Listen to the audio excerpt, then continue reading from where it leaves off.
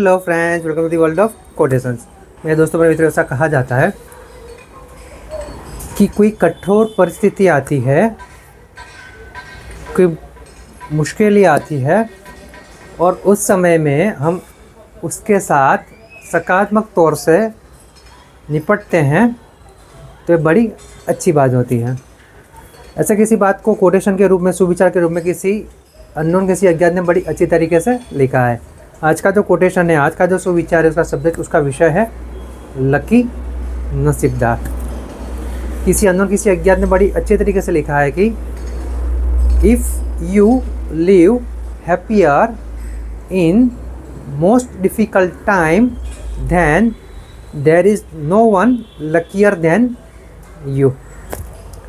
मतलब मेरे मित्रों, अगर कठिन से कठिन परिस्थिति में भी आप अगर मुस्कुरा रहे हैं तो आपसे ज़्यादा नसीबदार कोई नहीं है। मेरे मित्रों, बात बहुत ही सीधी है, बहुत ही सरल है, इतनी महत्वपूर्ण है। यहाँ पे जो बात है वो परिस्थितियों की है और हमारे जीवन की है।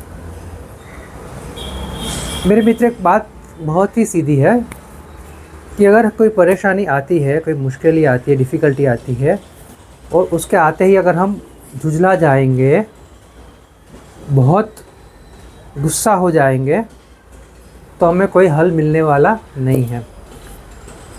इसकी जगह अगर हम शांति से थोड़ा बैठे, चेहरे पर थोड़ी मुस्कुराहट रखें और थोड़ा चिंतन मनन करें तो हमें हर परेशानी का हल उसी में से ही मिल जाएगा।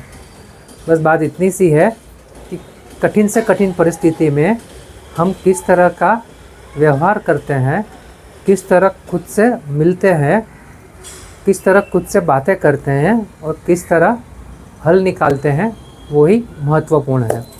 बाकी परिस्थितियाँ हैं, अच्छी भी आएंगी, बुरी भी आएंगी।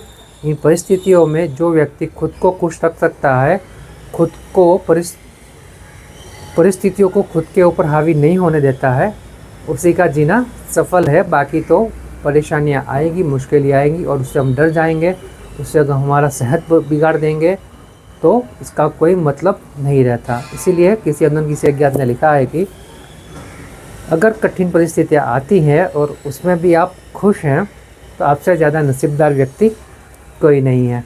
Thank you.